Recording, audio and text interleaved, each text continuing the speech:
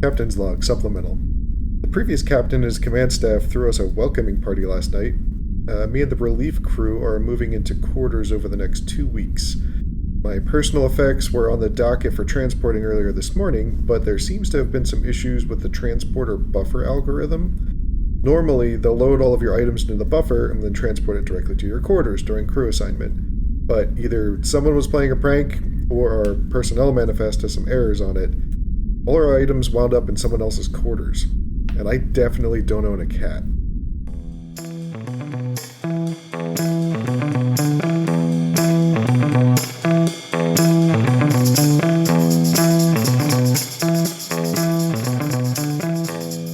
Welcome everybody to another episode of Captain's Log Supplemental. My name is Stanford. I almost screwed up right away, but managed to save it at the last minute there.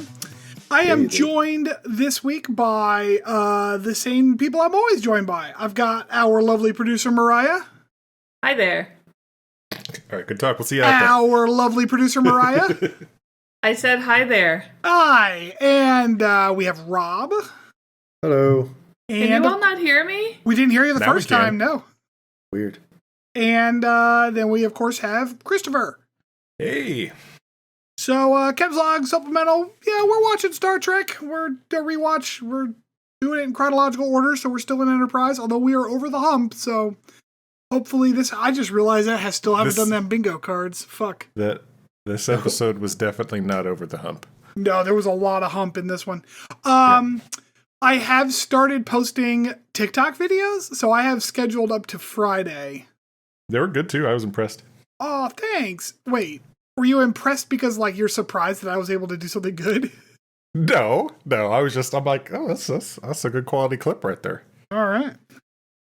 Well, awesome. I'll take that fucking praise. Shit. Rob is again recording in our house because he is still in the process of moving. Although I believe next week you should be good for recording at your own home. Although you're welcome to come here anyways because I make dinner. I do like food. Food is good. I feel like I had some banter earlier, honey. You and I were talking about, but I don't remember what it was. No. Apparently neither does she. All right, well, then... They still can't hear me? No, I heard we can you. hear you. You said Oh. no. Yeah, I got you. Oh, okay. Sorry. Jesus Christ. Listen to my wife. All Better. right. Well, then without further ado, let's get into it. So this episode is called Rajiin. And, I'll save my review for the end. Will you? Well, yes. Well, yeah, I will. All right, so cold open. We open with the Xindi Council Room. This is kind of where we've been opening lately. Some sort of lab got destroyed. I can't recall very well whether or not we actually saw that lab get destroyed, like, on screen in a previous episode. I don't think so. I think this was just like, hey, there was an accident because we're trying to rush to build a big super weapon. Okay, Yeah. okay, that makes sense. Because, yes, it turns out that the Xindi are trying to build a massive weapon to wipe out all of Earth. And they want to... I guess, like... They want to do it with just a big old laser or something.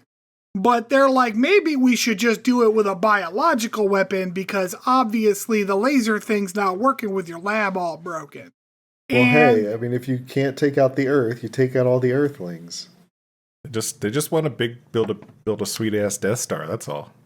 Yeah, so that little piddly ass one. I guess, like, I don't know if this gets cleared up, but I don't understand the point of them lasering Florida.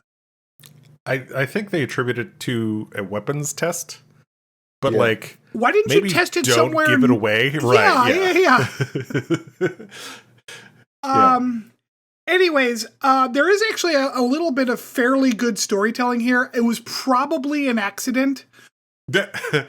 You know, I thought the same thing. I'm like, man, I hate this episode, but like the bare bones of it are actually decent. Yeah. So, and they because like this is the enemy Xindi Council. Like we don't know these people. They're just people we see talking, and they say things that don't quite jive with what we do know about the humans, and it's kind of in an interesting way.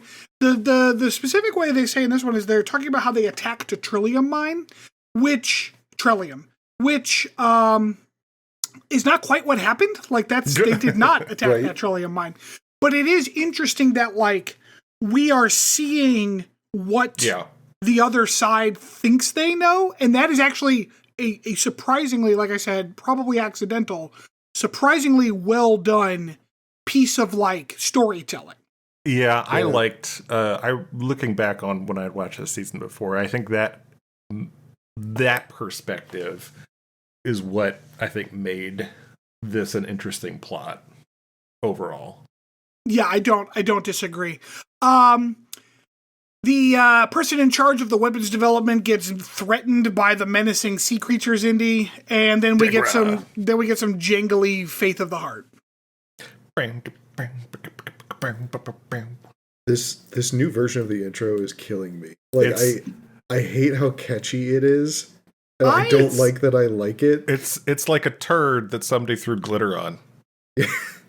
I don't agree that it's catchy. It's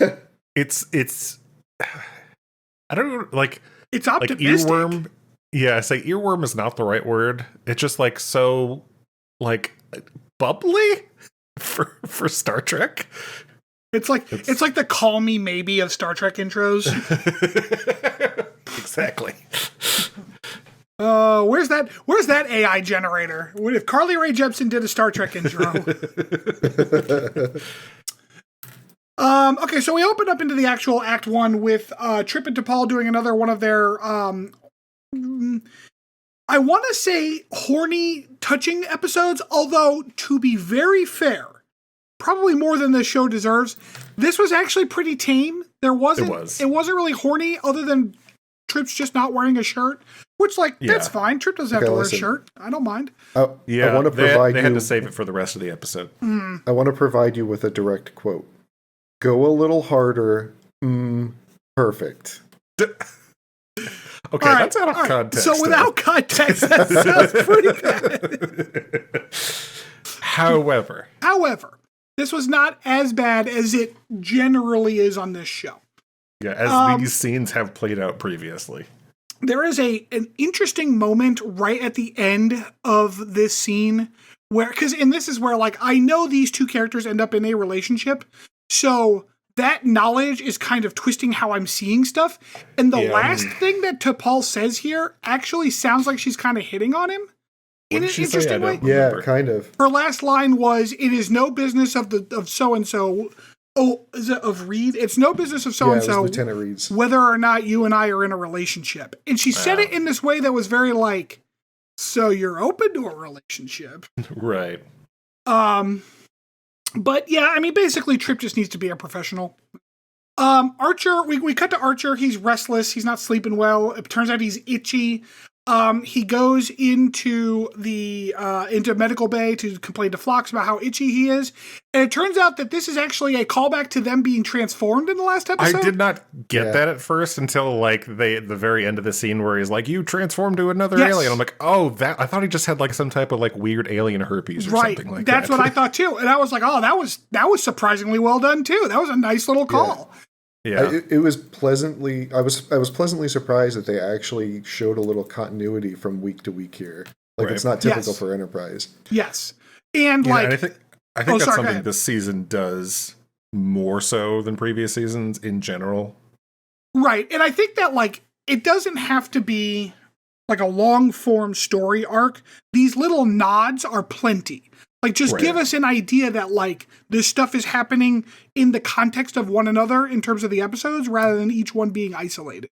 It was like that one where they, like, wound up at the Jiffy Loop.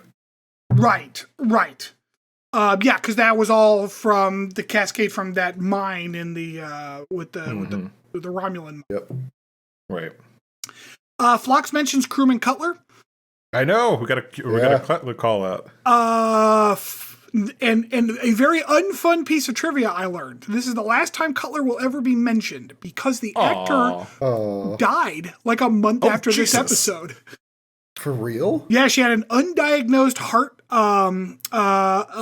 extra beat. Is it arrhythmia? So, some sort of arrhythmia. Damn. Crazy. So, yeah, because I was like, oh, hey, Cutler! Because I was like, I don't know, Cutler was cool. I would like her to come back, but... Yeah, Chris was just asking about her the other week. Yeah, I was gonna say. So, yeah. Now, in hindsight, that was very insensitive of you, Chris. Oh.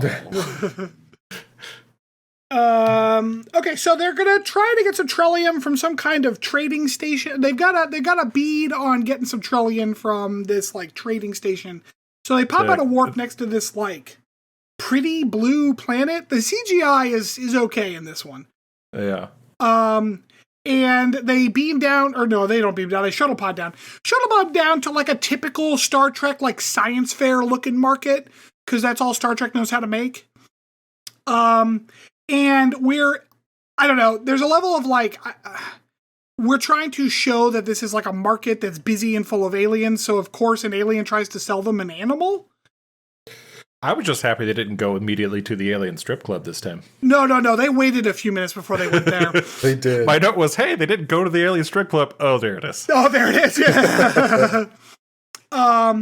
So they're looking for some kind of chemist that's supposed to help them synthesize Trellium, which I did not realize was an option considering that they were trying to mine it earlier.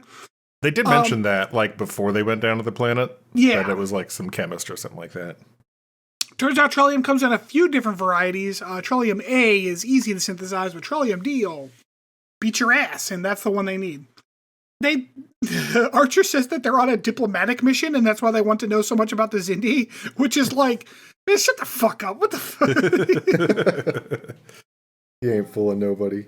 So while Trip and the chemist are negotiating over the cost it will of the formula for the Trellium, Archer goes and checks out the sex club. The least friendly sex workers ever are like on display. Although I've come to realize after a few minutes why they are not friendly looking, and that is because these are like sex slaves. We'll be talking a little bit more about that in the deep dive. Oh, yay. In accordance with the class of humanoid you are is the size of your forehead, a class 6 humanoid shows up to talk to Archer.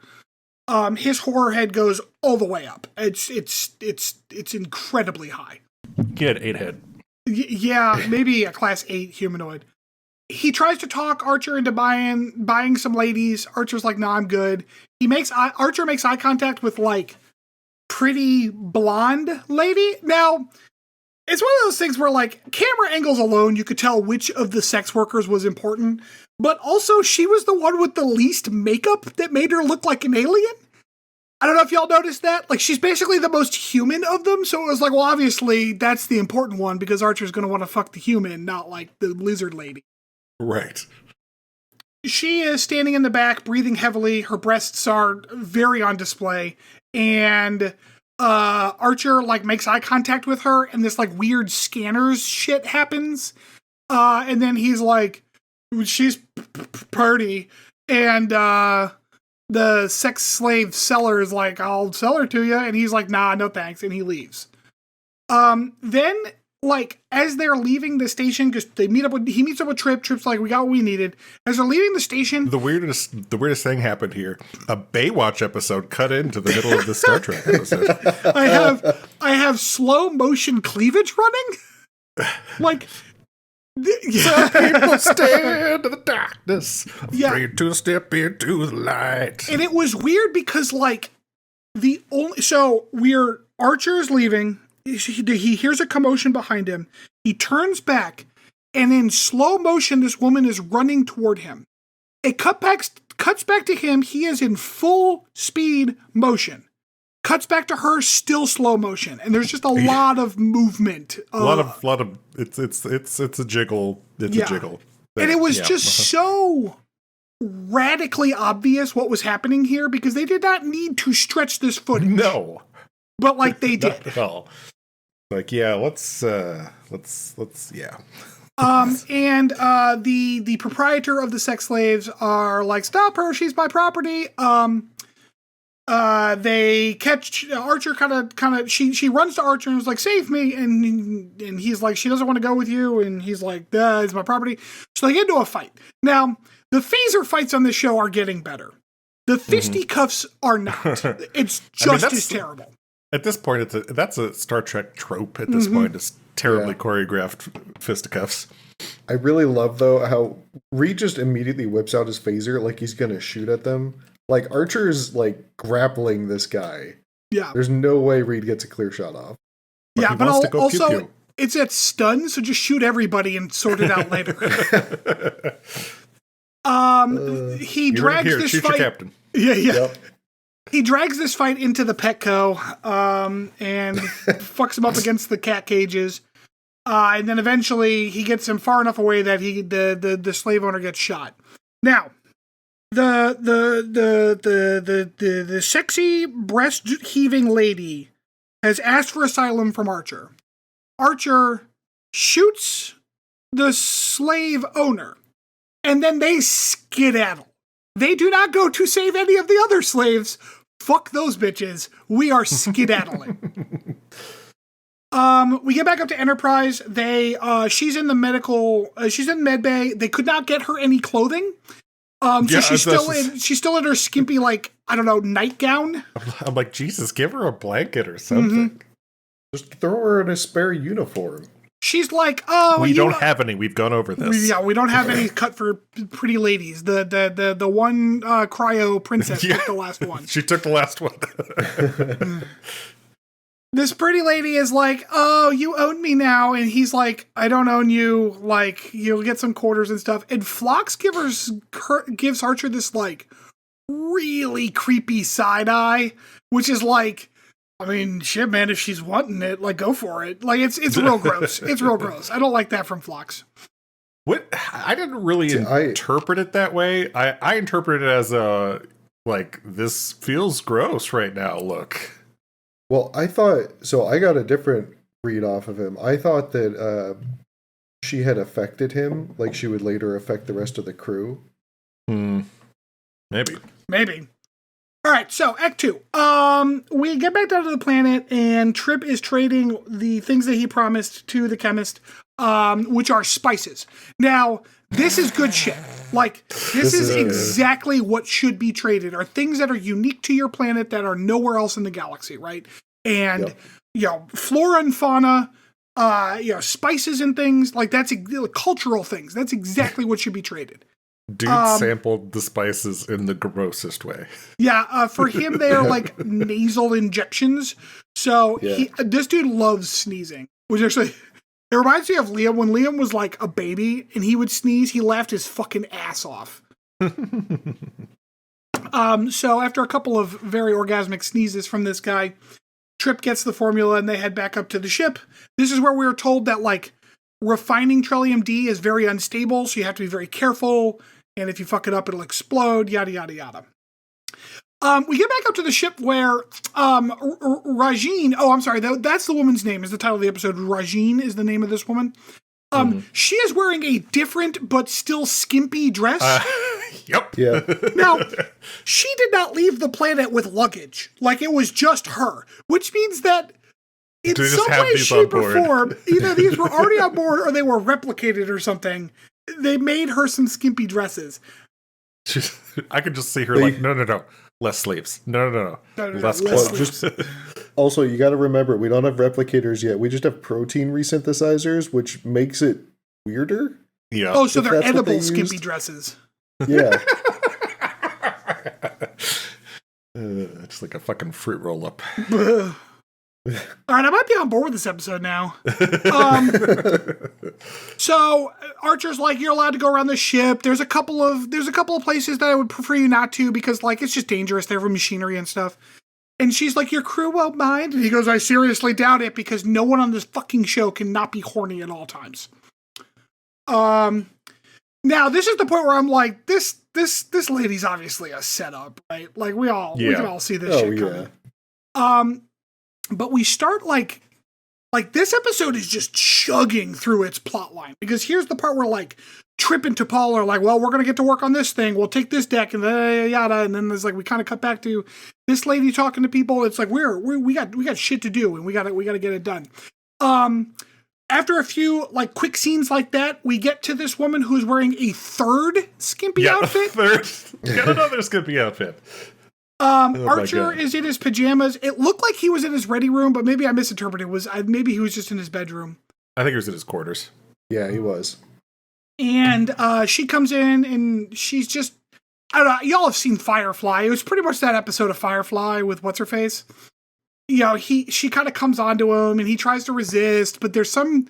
Not like a lot, though. Well, no, not a lot. So it's never actually said what is happening, but it seems like she has some X-ray kind hands. of... Well, that too. But like she like has Orion some... pheromones or something. Yeah, well, there was a noise too, so I'm assuming it's some kind of psychic thing where, Some type like, of telepathic dealy. yeah, she could just she can just horn you up with telepathy. Her mere presence. And this is where I was like, yeah, writers, act like Archer needs to be seduced by magic and not just like, oh, there's some titties, like. So then she starts touching him, and it like X-rays his body in a weird way. Uh-huh. We find out why later, but at the time it's just very strange. And right as she's about to wrap her X-ray fingers around his dick, it cuts and she acts like he's been unconscious or whatever.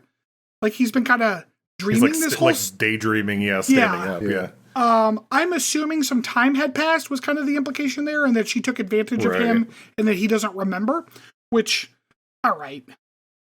I assumed it was she stopped when she got the data she needed and then made it seem but like she definitely touched his penis. Like he got his pee-pee touched because she had to get that data. It's a well-established fact that X-ray hands also include space roofies. Right. Those abilities come together.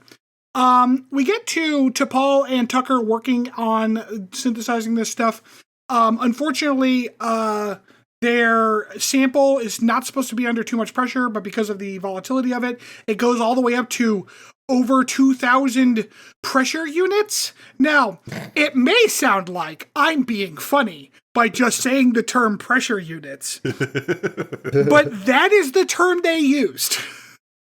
They're like, the writer's like, I don't know what the fucking pressure units are. Just say pressure units. Fucking ridiculous. I just really like that Trillium D, like manufacturing Trillium D is I guess just space meth. Like you're just cooking space meth. Update, our house is gone. So it explodes their lab and they got to start over. We cut back to what's her face, Rajiin, kind of wandering around the ship. We get a full sense of her outfit, and I can only really describe it as like if wrapping paper companies made an outfit. It's like shiny and striped in a weird way. It actually, the fruit roll up is kind of working for it too. This one at least, like, she's slightly more covered up. Slightly. But the turbo lift opens and Hoshi comes out, and Hoshi gets caught in by this woman's charms right the fuck away. She enters the horny field. Yeah. So we get some implied girl on girl action here. Which again, she needs like detailed like anatomical scans. Yeah, so I'm assuming both she's male and female scans. She's all over that shit. And then at the very end of the act, so Tucker wasn't sleeping well. He hasn't been sleeping well. After the explosion, he promised to Paul that he'd come by for some neural stimulations, which sounds dirty, and it's not dirty, but like it's theoretically a real thing. But as T'Pol is sitting in her room, the door bell, I guess, rings. She lets the woman, and it's not Trip. It is Rajiin. No. She was in her room already. She snuck into her room. Oh, that's right. She was in there already. Yeah. She got in and she was just like standing there in the closet. Yeah, like T'Pol berated her and said, like, it's not customary for people to enter into other people's quarters. That's right. T'Pol's trying to be kind of graceful because, like, she doesn't know what this woman knows. T'Pol is not immune to horny scanner technology. But she is a little resistant to it. So there's a lot of, like, weird body language stuff going on here. Got some more sensual ear stroking.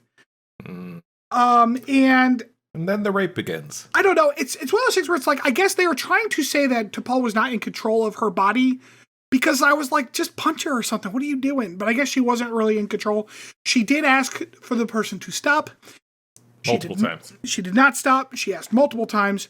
The woman starts rubbing her hands over to Paul to get her scanned. There's a lot of like weird breast framing. It's gross. I said, all aboard the lack of consent train. And they end up she ends up on top of T'Pol and scans her head so hard that T'Pol passes out. Mm-hmm. This is the point at which Tucker shows up, and Tucker's like ringing the doorbell. T'Pol doesn't answer. He asks the bridge, "Hey, where's T'Pol?" There, she's in her quarters. He's like, "Well, that's weird." So he just uses his Tucker access to open the door. Goes in, finds T'Pol on the floor. Rajiin doesn't bother with touchy-seducey bullshit on Tucker. She just up and clubs him upside the head with a vase and wanders out. Yeah. While Tucker's kind of recovering, she wanders down the hall. A security team was dispatched to get her. Crewman Brad is the one who responds first. Unfortunately, he is literally instantaneously seduced by this woman. Crewman Brad could not handle it. Not even a little bit. There's some kind of Reed and other people wandering around the ship looking for her. There's a part where sorry, go ahead. It's tactical Reed. Tactical. And they're looking down this hallway, and they're following her around a corner, and then they look down the hallway, and there's other people on the other end of the hallway, and so they're all like, I don't know where she went. And then it takes several seconds for Reed to go, well, how about that door right there? It's the only fucking door. He's like, yeah, why don't you try that one? She goes into engineering, shoots a dude, and then does this Black Widow jump spin Caesar shot, which I will point out, she does not successfully hit anyone with the phaser during this maneuver. My spine hurt thinking about her jumping off of that fucking catwalk and just landing straight on her back. Straight on her back, yeah. It was not a short fall. No. Mm-mm. It was several seconds of slow motion watching her twirl in the air. However, she eventually gets cornered by several people, including Archer. I guess she didn't want to. Oh, she was going for the transporter. She was going to try to transport off. She didn't activate her wide dispersal seduction mode yet, so there were too many people for her to seduce. Yeah, too much man in the room for. Yeah. Archer comes up to her and continues to be the least intimidating person you've ever met. Throws her in the brig. Dude, he should not ever play a bad cop. No, he's not good at it. Really bad at it. And he's talking to her in the brig when I assume Travis was like, Captain, some Xindi ships are approaching us.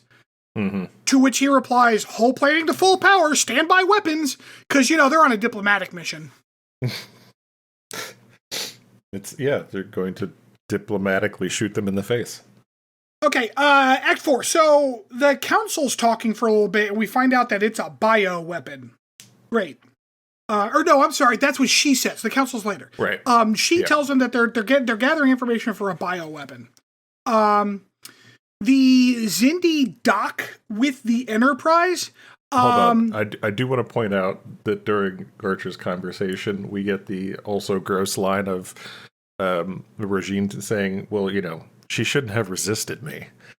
Ew. I missed that. I was probably too irate at that point. Yeah. The Xindi dock on the Enterprise, and they, the Mako guys, the Mako people, actually, there was a woman or two in there as well. The Mako people set up to shoot in this perfect bottleneck, but then when the Xindi come in, they don't. So they don't succeed. There's several Xindi next to this airlock all shooting, but the Mako forget that they have stun grenades. It's this whole this particular moment was stupid. Well, the Xindi also had seemed like some type of personal shield too. Only the one kind of Xindi. And it wasn't these ones, because the one dude got shot and fell down.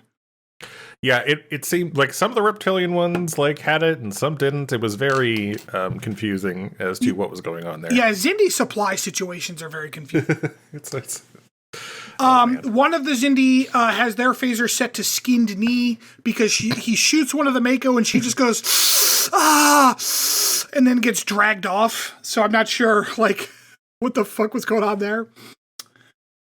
We get like a cut to another actiony scene where like some Mako troops are setting up down a hall. There's like, so the hallways are set up so that there's bulkhead lines that they can hide behind. So there's the one dude hiding behind the one side and the other dude hiding behind another side. And the third dude deciding that his best cover option is behind his own friend. I mean, it is cover. Yes, it is cover for him. However, I think these weren't the bug ones, were they? Yeah, they were. The bugs Indy show up and their phasers are set to poison dart. So like the one reptile guy had like the fucking glob shooter. That was fucking weird. Yeah, the little needle grenade. That was was the reptile guy. I thought that was the insect. Yeah, the reptile guy shoots this glob at the wall behind them, and then it shoots out poison darts that hits everybody and they fall unconscious. Kind of clever because it like makes cover useless. Mm-hmm. And then basically these indies successfully take the woman back from the Enterprise and fucking book it. One of the reptilians, Indy, is knocked unconscious, so he apparently has like a cyanide pill built into his body that like just kind of went off and he died. Suicide gland. Woo! And I'm not sure how that triggers. I'm wondering, like, I don't know. And the Xindi disappear. The Xindi ships fly off and disappear into what Travis describes as some kind of vortex. Yeah, we what did did that not mean exactly? see a vortex. All we saw was them kind of vanish. Yeah, it just looked like they turned on their cloaking. Yes, that's exactly what it looked like. It also kind of looked like maybe like one of those sphere cloaking sheet like fields. Yeah. Oh. We now get a scene of the council, and they're like, we need to make this bioweapon. It's like, oh, we can't without proper samples from their anatomy. And the lizard Xindi are like, we got what's her face back, and she fetched several samples. They didn't actually say that, but that's what it sounded like. Pretty much. She's in like a 7 of 9 skin tight jumpsuit thing for some reason. I was gonna say she is more covered, and yet somehow still just still gross, sexy. Yeah. So they show that they've got scans of the humans, and they're going to start working on a bioweapon, and that's kind of where the episode cuts, with a victory going to the Xindi Council. Now they've got 2 ways to kill humans. Woo. All right, so on a scale from 1 to 5, where 0 is threshold, what are we feeling? You want to go first, Rob?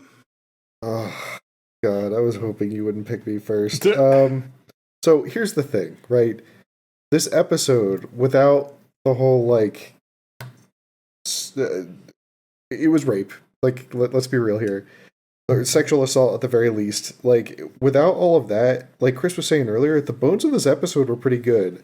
I appreciated the continuity from week to week. I liked all of the callbacks to prior episodes. Without it, it would have been really good, but, like, I just can't rate this one well because of it. Like, it's just flawed because of it all, you know? Mm-hmm. Sure. So I'm gonna give it a 1. Like, it was just okay. I was not okay with it. Yeah. I mean, I was pretty much in total agreement with you. I had it at a 2 only because the base plot I think was pretty decent. It's just all the dressings that they put on it, both literally and figuratively, were gross and not necessary to the plot. But, you know, Enterprise is gonna Enterprise, so 2 for me. So I wanted to like this episode. And when I think about it, like in terms of the storytelling concepts that are in it worked pretty well. As like an episode that takes place inside a longer arc, I think it worked well. My annoyance is that the fact that like you could have pulled this saved the slave that turned out to fuck you in the end without all this horny bullshit. Yeah. Like that was a fine plot to use. It just didn't have to be she rapes a person. Like, right. So I don't know. I wanted to give it a 4 because I'm like, this is pretty fucking good. Yeah, my thought process was, you know, plot wise, maybe deserved a 4, but due to everything else, it got down to a 2. Yeah, and I guess I'm gonna have to give it a 2 as well. My initial gut was like 4, maybe 3, but I think now that I've talked about it more, it's like, oh god, I just can't. Yeah. I can't with Like, this shit. They could have, even with like the seducing and all, like if they had just shown that she had like knocked them unconscious or whatever and then gotten their bioscans done and then left, like that would have been Sure, yeah, if she at least seduced more them, but then palatable, instead you of know? actually like getting gross with them, she just like knocked them out with a hypo spray Right, or whatever. not It would have erotically been Right. felt them up and better. Still stupid with the horniness, but better. right. Yeah. Well, Yeah. All right. Well, so then we will take a short break and we will be back with a deep dive.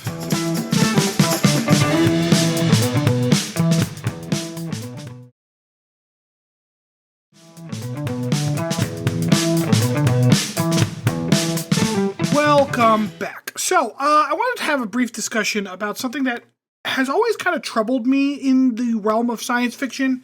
We see it a lot in Star Trek, but we see it in a lot of different science fiction. And that is the, like, general understanding that all science fiction authors seem to have that, like, somebody's going to be doing some slavery. And it's a little uncomfortable. yeah.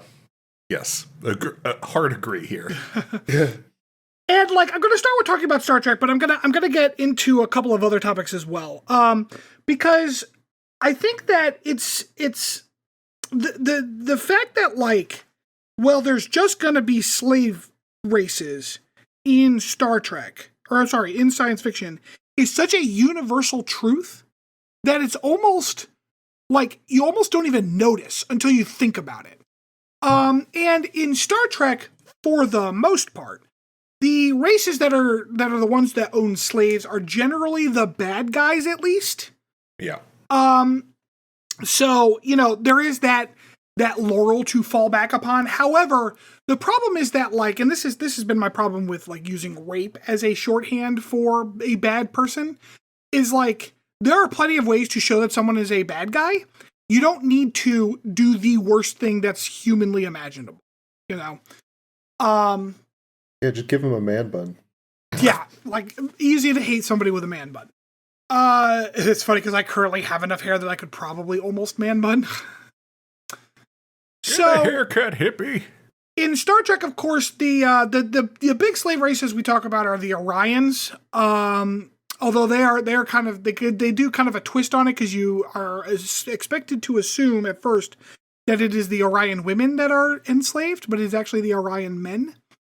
But that is just their internal society. They also take slaves from other races. So like Orion slaving raids is like a big thing, right? And this has been true since TOS. They're kind of the cartoonish bad guys of the Star Trek universe. Right. Yeah. And that it starts in TOS and it continues through like Discovery because there's the Orion like slave concept extends all the way into like the far future when Discovery goes to the future.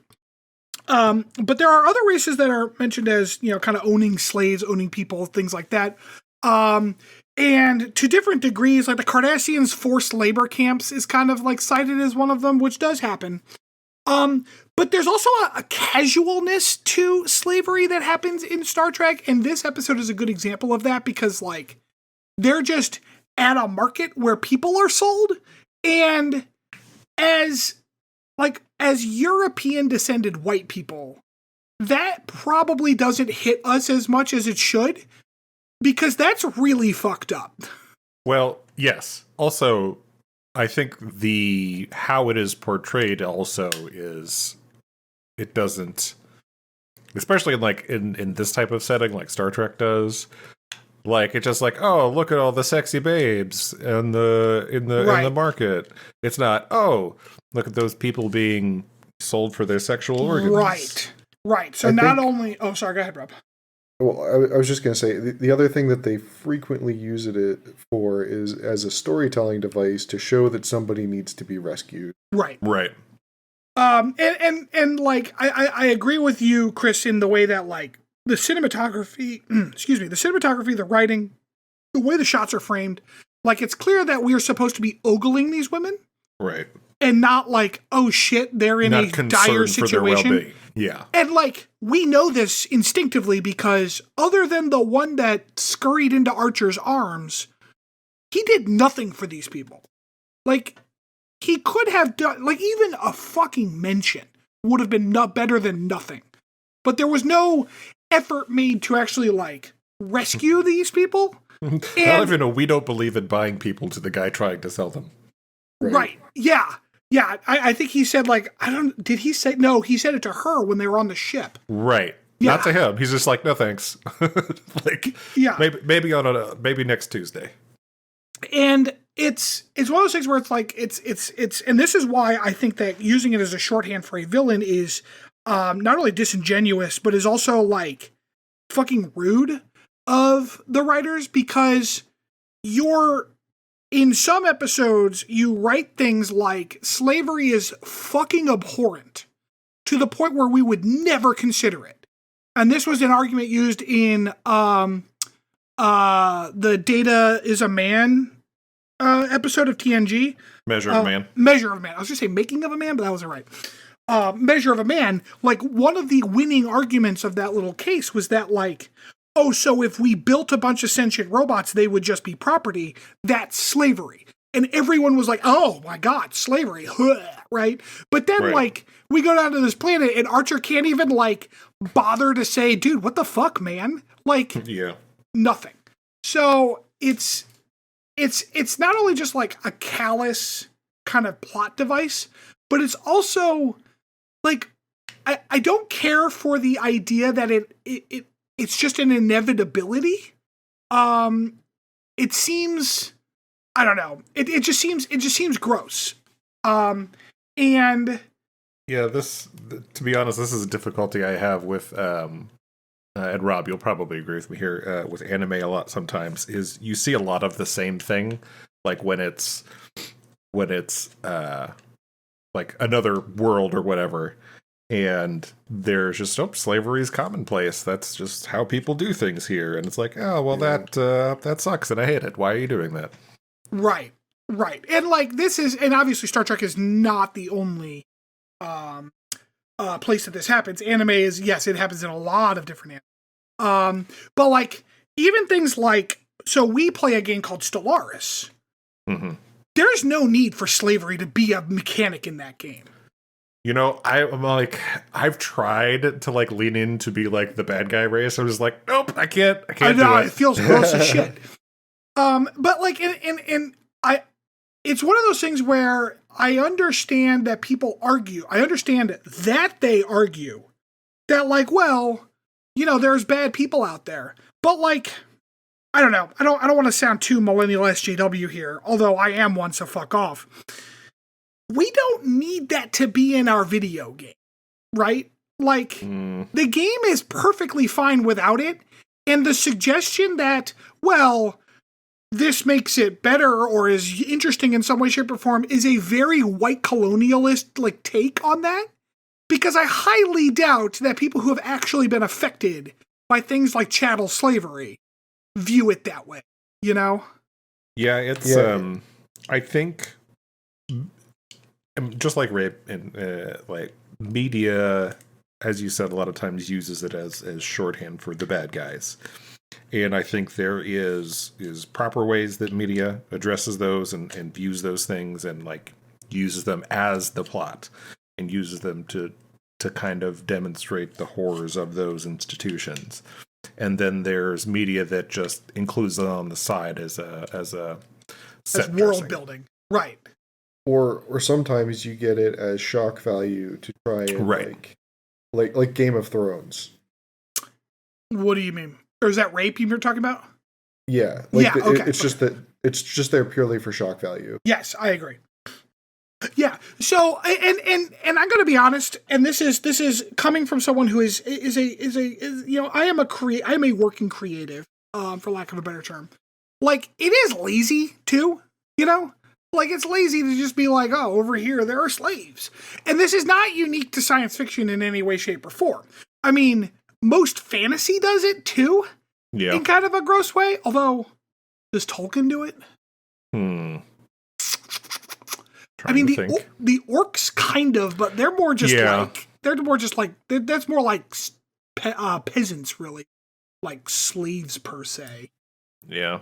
Yeah, no, I don't think Tolkien really does it. That's interesting.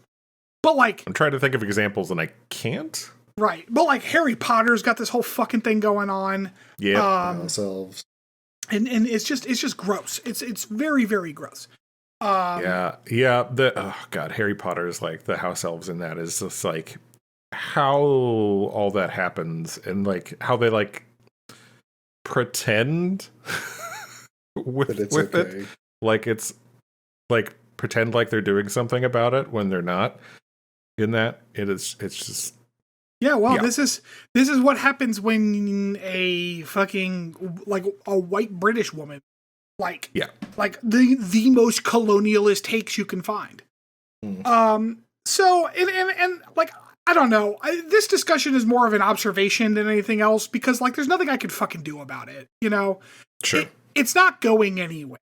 The idea that like in a science fiction world, there has to be a race that has slaves, or the institution of slavery is totally cool, is just like it just seems like it's a fucking inevitability. Yeah, I think it's important though. I know I totally understand what you mean. Like it's definitely something that's going to continue to be in media. However, I think it is important to at least try to make people understand that there is like sometimes.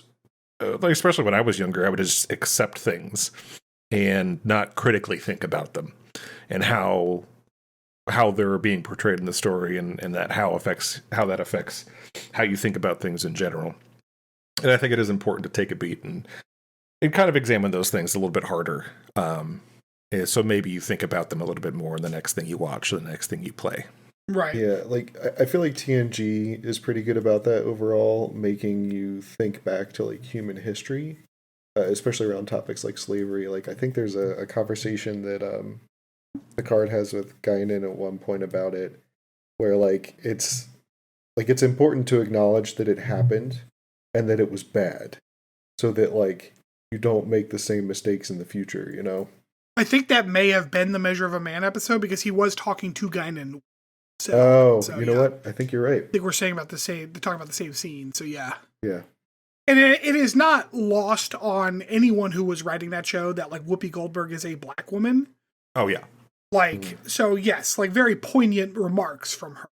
But it's one of those things where it's like it feels two-faced because on the one side they're like making this very key like remark about like forced servitude and chattel slavery. But then, like, they still use it as a plot point every chance they get, you know? Yeah. Yeah, I mean, at the very least, though, they do address it. Right. As opposed to just having it as set dressing, which I think is the bigger issue here. Right, and that's what this episode really is.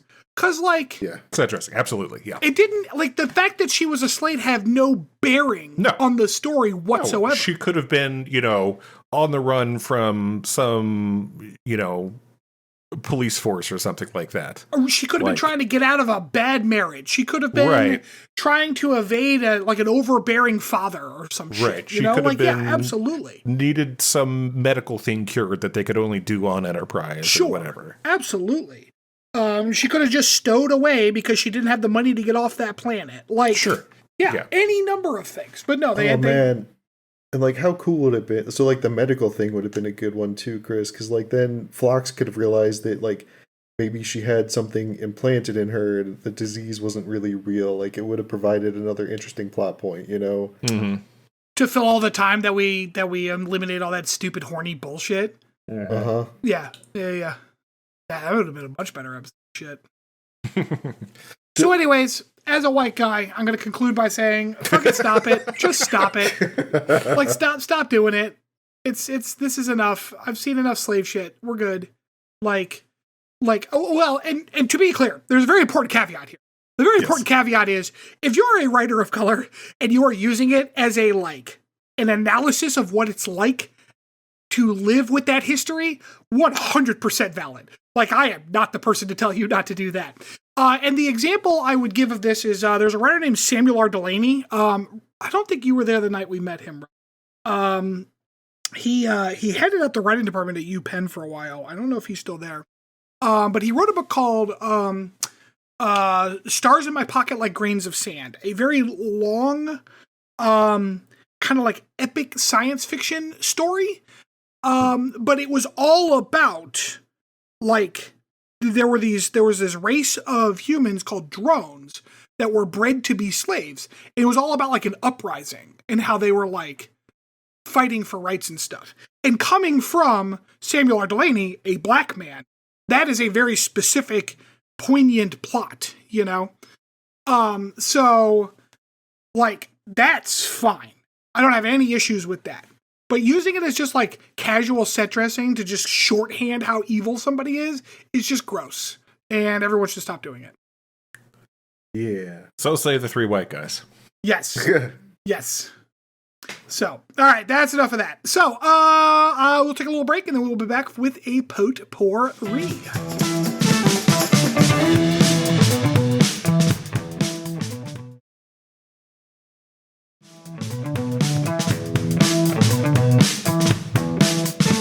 Welcome back. All right. So, for our potpourri today, I was inspired by this episode and was looking online for inspiration for what our potpourri today would be, and I happened upon a Polygon little article here titled "The 10 Horniest Episodes of Star Trek Ranked by Cultural Impact," which I thought was an interesting twist. What the fuck? Oh, okay. So this was written by a Susanna Polo. May I ask a question? You may ask I have two questions. One, yes. When was this article written? I could not find a date on this anywhere. Okay. Wait, no, here it is. February 14th of this year. So this recently. year? Oh, shit. Okay. Interesting. 2, how many of these episodes are Enterprise? Actually, none. Fuck you. It's a shit list then. Now, she doesn't know what she's doing. Hey. Can I ask a question? Hold on. I did note that this is ranked by cultural impact, and I'll real quick before you get to your question, Nobody watched Rob. Enterprise, so there was no cultural impact. This is pretty accurate, yes. So I want to read their kind of description of this. Okay. Horniness is often contained in other human experiences, but for our purposes, we must focus on Star Trek episodes that are purely horny. Not a romantic arc that includes the presumption of sexual activity or two friends bonding by discussing their relationship experience. That's merely horny adjacent, horny acknowledging, horny positive. If you're looking for an episode like that to enjoy on Valentine's Day, I'd recommend some other ones. Here we're looking for horniness February 14th. Here we're looking for horniness as a plot hook. Set dressing or titillation? Is sexual desire being presented as simply an urge that deserves satisfying? Could the episode be a work of pornography with all the sex scenes cut out? Are you getting the distinct sense that you're being shown somebody else's kink and that maybe they haven't realized not everyone is into this? If so, you might not be watching a bad episode of Star Trek, although it might be an awkward experience if your parents are in the room, but you are watching a horny one. I'm annoyed. Okay. Sorry, go ahead, Rob. So this did not answer my question. Okay.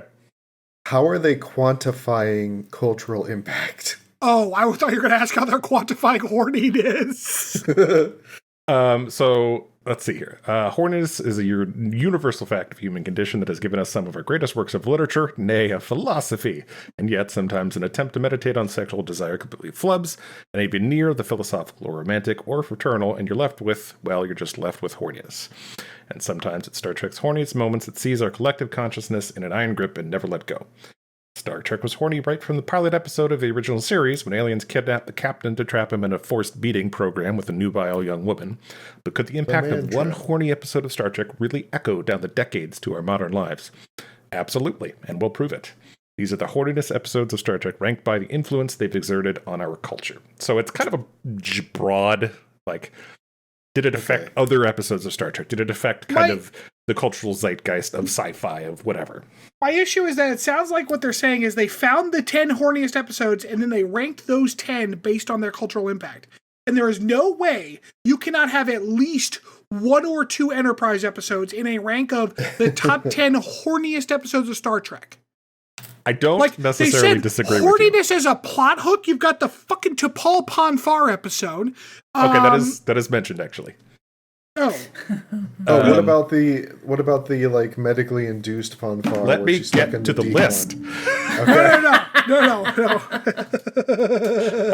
All right. So, the first one is What about Space Slug? Just let me fucking talk, all right? The first one is Justice from the first season of Next Generation. And I'm going to go ahead and post an image from this episode in the chat. And I highlighted something. Oh, God. Oh, I forgot about these people. Yeah. Yeah. They gave kind of a horny rating and cultural rating for each episode they listed here. Horny rating was 4, which seems low for this episode, honestly. Yeah, it does. The cultural rating was 0. Fucking Gilderoy Lockhart here with his fucking testicles. Yes, he has man camel toe going on. Yeah, he's smuggling some grapes right now. Did he tuck his penis in the back? Is that what? No, it's just I think it's pointing up, perched atop the testicles. Is it? I thought his dick was at the side there, and those balls on the other side. That could be. So this is the episode: a cultural, sexually liberated aliens believes quite strongly in capital punishment. So in this episode, this is the one where Wesley just falls into some flowers and is sentenced to death, while all these half-naked people are running around banging and making out and whatnot. I remember this episode being very uncomfortable with how they were talking about the children. It was a completely terrible episode, yes. So, yeah, in a plot straight out of the TOS playbook, the Enterprise finds a utopian planet of sexually liberated humanoids run afoul of their only societal flaw, a draconian and randomized legal system, and discovers that they worship a false god. So this had writers from the original series, John D.F. Black and director James L. Conway, relished in the sexuality of the aliens, where they could, get away with more in the 80s than they could in the 60s. I don't like the way that you just used the word relished. The women are braless. The men wear a weird Speedo wrap that perfectly frames their exposed nipples, and the only way to get places is by jogging. Yeah, so the jogging. The jogging was so fucking ridiculous. When you do get there, Parliament is just a massage parlor full of barely clad people doing aerobics and making out. And I don't know how to properly describe what is happening here, but like when you hear that description, it sounds more clothing than what is happening, because like this is not like leather or like some kind of like thick nylon strapping. It looks like someone tore his shirt. Yeah, it looks like a sheet. Like a white sheet. Like it looks like. No, but a sheet implies more coverage. This is a shirt that in material, was torn. Like it looks like if he sweats even a little bit, you'll be able to see his balls immediately. Yeah. So the real clinch on the episode's horniness is that it's not even relevant. The story is about Wesley getting the death penalty for stepping on some flowers. There's earnest, cheerful engagement in sexual plays, purely set dressing, and pure horniness. Yeah. I remember being mad at this episode because it was like, oh, I see, our ideals don't mean shit when it's like we have to rescue a main member of the cast. All right, number 9, Conundrum from Next Generation Season 5. They gave it a horny rating of 7, cultural rating of 0. What's it about? 2 different women decide it's exactly the right time to start a sexual relationship with Commander Riker, despite a sudden ship-wide bout of amnesia. Conundrum doesn't have any particular influence as an episode of Star Trek, but it's rates high on the horny scale for the episode's subplot, from the simply preposterous notion that a ship full of coworkers who had just lost their memories would immediately get down to boning. Writers Barry Schlocknick and Paul Schiffer even hang a lampshade on it, where Ensign Rowe, this is the one where Ensign Rowe and the counselor, I can't remember her name, it's escaping Troy. Decide that they both want to bang Riker immediately after they lose their memories. Rose says, "For all we know, you and I could be married." Riker says, "No." Says, "For all we know, you and I could hate each other," which is true. So yeah, that was Ew. Do either of you remember that episode? I don't remember that episode at all, but I don't want to. Yeah, you'll remember the next one. Don't worry, we're gonna watch it again. Yeah. Eventually. Number 8, Favorite Son from Voyager Season 3. Do you remember which episode this is, Stanford? Okay, hold on. Stand by. It's the favorite son. Yes, Harry is the favorite son. Is it Harry wants to bone that lady on the Generation ship so bad he wants to leave Voyager to do it? Oh, no, close. Horny rating of 10. A whole planet of hot babes have an absurdly complicated plan to sex Harry Kim to death. Different one. Yeah. Have you watched this episode with our kid? Not yet. This was a little later. Speaking of which, Rob, you watched Voyager this weekend with me and my kid. I did. It's so much better than Enterprise. It's not even fucking close. It's disturbing. Like I feel like I have not had a whole lot of Star Trek experience while we've been watching Enterprise. Like I've been watching Strange New Worlds and Lower Decks, but like I forgot how much better 90s Trek was than Enterprise. All right. So the article writer writes. Actually, sorry, one real quick thing. Fortunate. No, that's our boy. What the fuck was it called? Fortunate Son. Fortunate Son. Except for the horniness thing. Favorite son. Except for the horniness thing, a good concept, actually. The episode was not bad in its structure. It has a lot to do with, like, what do you know? And, like, what is implanted? And whether or not you could tell the difference. It's really fucking interesting. So the article writer writes, I applaud screenwriter Lisa Klink for this absolutely unhinged episode of Star Trek, in which the Teresian species, whose sexual reproduction requires the death of the male individual, has developed an incredibly convoluted system of conning men into having sex with them. This involves infecting random alien men with a virus that slowly turns them into a Teresian, convincing the man he's been a Teresian all along, and was transported from Teresia as an embryo to be raised on his homeworld by unknowing parents. Even if that homeworld was in a separate quadrant of the galaxy, a feat of engineering that would be of much interest to the stranded crew of Voyager. Conning that man into thinking he's been a special little boy all along, whose destiny is to live on a planet where all the women are hot and all want to have sex with him, and bow to his every whim, and then stealing his sperm and killing him. It's bananas! Yeah, like when you say it like that. All right, we revisit Voyager here on number 7, which is Fairhaven. They give it a horny rating of 5, cultural rating of 1. Forced to batten down because of a space storm, the whole Voyager crew decides to get really into LARPing everyday life in a small 19th century Irish town. There's a number of Star Trek episodes that showcase the lust or love that you can erupt between a crew member and a holodeck character. Fairhaven is the only one that works. Voyager is alone in the Delta Quadrant, and it would be ethically complicated for Captain Janeway to get involved with any of her crew. So when Janeway becomes sexually attracted to a fictional bartender, she mods his program to make him single and more erudite. Frankly, it's a genuine, rare, positive description of middle-aged female sexual desire. Fairhaven will forever live in the minds of Voyager fans for writer Robin Jill Berger's indelible line, "Computer, delete the wife." Yeah, so like, and that's one where like, I don't know, calling that horny, I think is unfair because what she was seeking was not sex. I tend to agree with romance. And like, I understand that those are linked concepts, but like, there's a difference between this and Crusher boning that ghost. Like, speaking of which, next on our list, Sub Rosa. Freaking Ronin. Sub Rosa, the Next Generation Season 7. Horny rating 10. Cultural rating 2. What's it about? The one where Dr. Crusher fucks a ghost. Is that the whole description? Yep. Everything I said just about the importance of normalizing middle-aged female sexual desire, it does not apply here. Sub Rosa builds a solid wall of serviceable romance novel tropes that clash mightily with Star Trek's science fiction setting. The whole episode takes place on a planet that has been terraformed to resemble the climate of Scotland as closely as possible.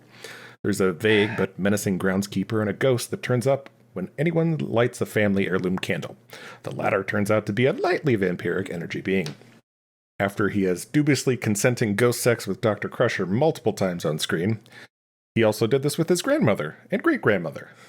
Dr. Crusher, Sub Rosa says, has a family heirloom fuck ghost / energy empire. Yeah, the family dildo. Yeah, the family fuck ghost. Yeah, and like I like that this episode still falls into like something that they did in TNG, but kind of stopped after TNG, which is the idea that like well, we have massive, special, super advanced terraforming technology, so we're going to make an entire planet be like this thing I remember from Earth this one time.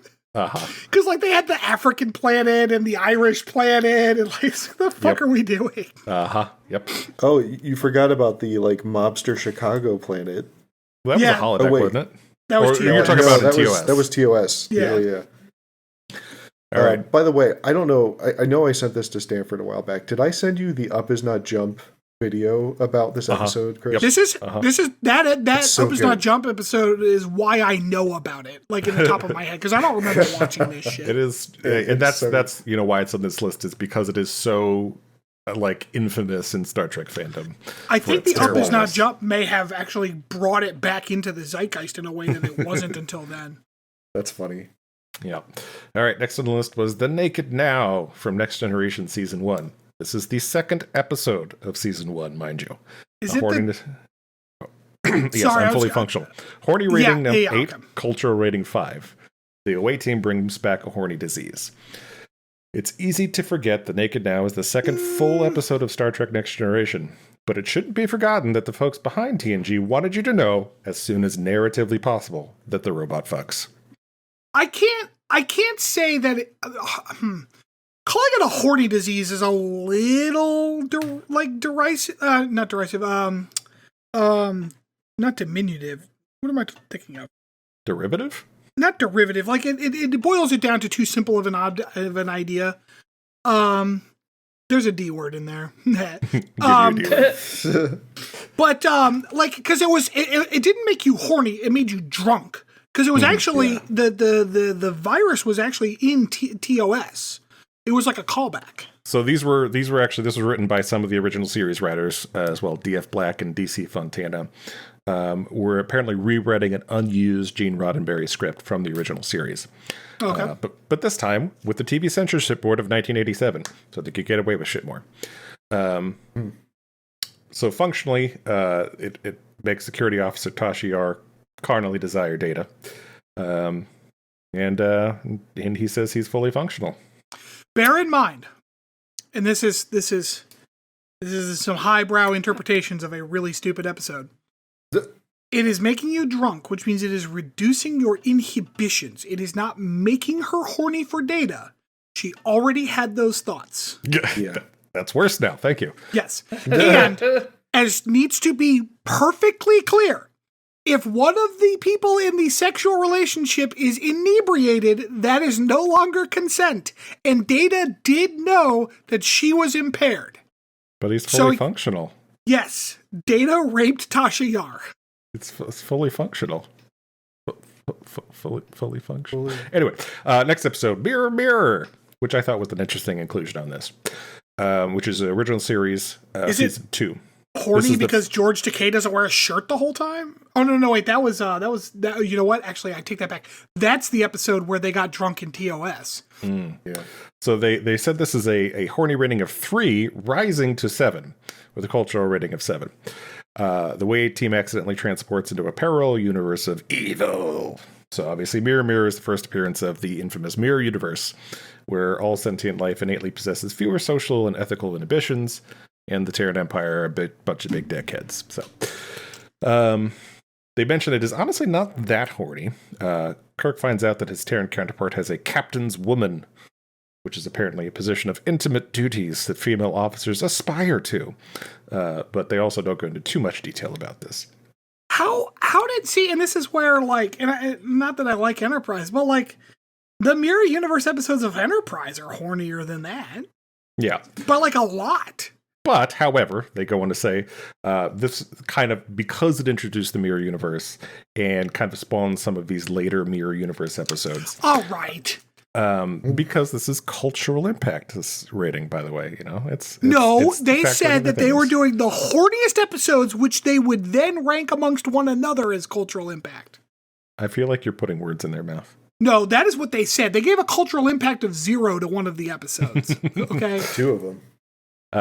Anyway, this is the universe that fucks. Yeah, it does. Deep Space Nine returned to the Mirror Universe much later, obviously.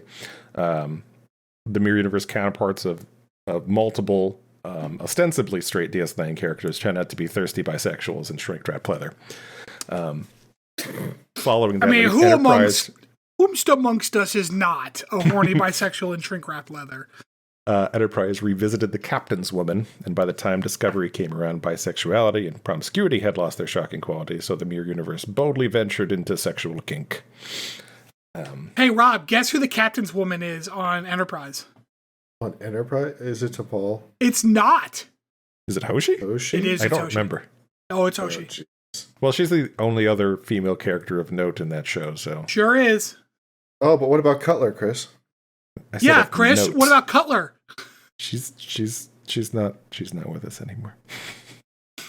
If there was a foundation to that woman, you would owe them money right now. I feel like you're putting something on me I didn't do. Don't you put that juju on me. So the next one we have on the list is the Menagerie of season 1 of the original series. So they had a hoarding rating 4, but cultural rating of 8. Because this is the one, obviously in the original series where they reuse footage from the unaired pilot as a flashback, which introduces Pike. But it's also the very first appearance of the Orion slave girl, which we talked about earlier. So basically they kind of go on to say that this, talks about all the tropes of the Orions with their sex pheromones and whatnot, and how it informed lots of other Star Trek episodes of Orion slave girls and that general phenomenon in Star Trek. I don't agree with the rating on this one. I don't think it deserves to be that high, but there it is. Next on the list, we had Plato's Stepchildren, which is, of course, the famous episode where Uhura and Kirk kiss. Once again, low horny rating of 3, but cultural of 9. So, no matter how many examples arise to disprove it or lessen its claim to fame, Plato's Stepchildren just can't shake the legend that it had the first interracial kiss on television. And while it might be more accurate to describe it as the first kiss between a black person and a white person in a scripted American TV series, there's no doubt that the episode received significant executive pushback. Thing nobody ever talks about is the whole point of the scene is that Kirk and Uhura don't want to kiss each other. The Platonians' goal is to provoke surrender by humiliation, beginning by impinging on the dignity of their victims. When that fails, they move on to making people kiss. Nobody doing the smooching here is actually horny about it. It's the use of sexual acts and sexual transgression as a tool for narrative escalation that puts this episode in the horny category. So many discussions of this episode talk about the fact that, this is the first time a man and a white man and a black woman kiss as, this moment in, racial, relations in this country. But they don't talk about how in, literally the same scene, but a little before, Will Shatner is literally whipping Uhura with a whip. Uh-huh. Nice. Yeah. Yeah. Thanks, 60s. Oh my god. So last on the list, they have Amok Time, which is the original series season 2, and this is the episode that birthed Pon farr for all of Star Trek. AKA Spock has to fuck or he'll die. So the horny rating of the initial episode was 4, but they noted as a rising to 11 because of all the other Pon farr episodes that it spawned. 11. So Amok Time, the first appearance of the Vulcan concept of Pon farr, is that there's a lot less overt sexual content in it. We have obviously talked about Pon farr a bunch, so I'm not going to go into that. But the key context when considering the significant body of Star Trek episodes that revisit Pon farr discard the idea that it can be treated by sating aggression instead of sex, and frankly wallow in using it as a plot device for dubious consent. Which I think is interesting because I didn't really think about that because I know of the episode but never really watched it end to end. Because he can, fight to the death, so to speak, to sate this aggression instead of boning, which the rest of the Star Trek series totally just throws away. They're like, no, we want to make it about the fucking. A fight to the death between Phlox and T'Pol might have been far more interesting. So in Star Trek, The Search for Spock, an adult woman must have sex with a mindless teenage Spock to save his life. Voyager takes two bites bunch of times. Yeah. A bunch of times. Voyager A bunch takes of times. 2 bites of the bonfire apple. First Yes, with they do. Tuvok undergoing the mortification of explaining his lust to a coworker, and then sating it with a hologram simulation of his wife.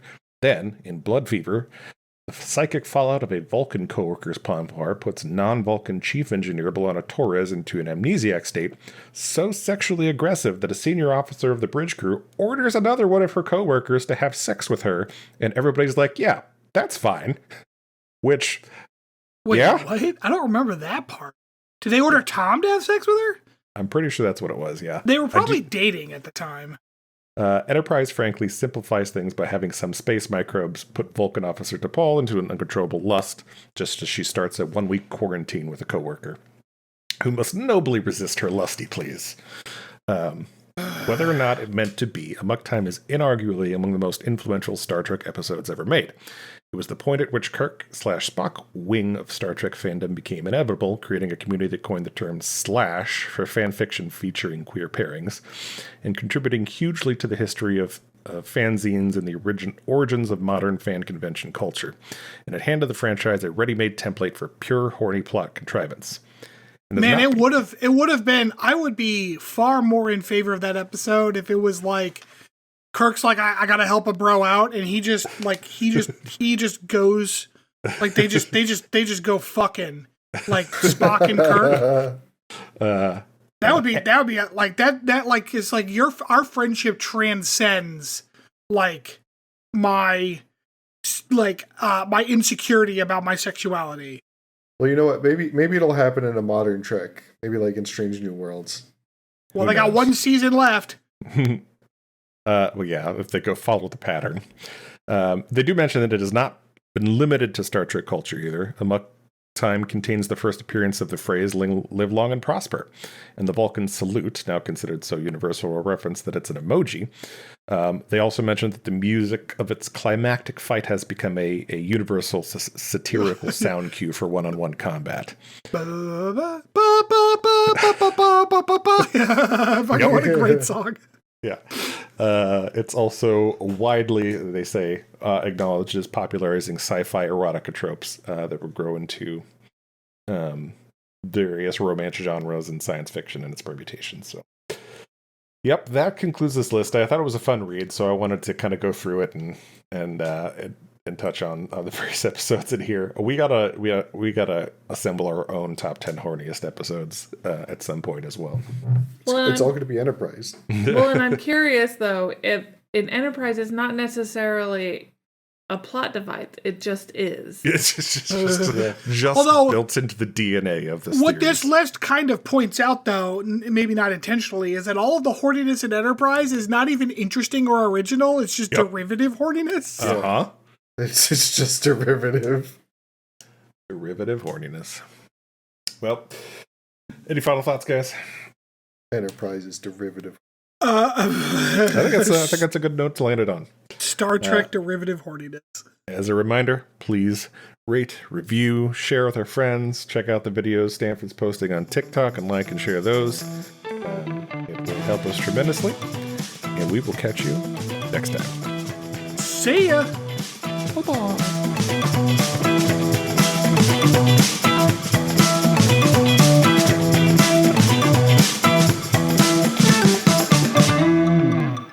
Thanks for listening to Captain's Log Supplemental. You can follow us on Twitter at PodCLS or send us hate mail at podcls3@gmail.com.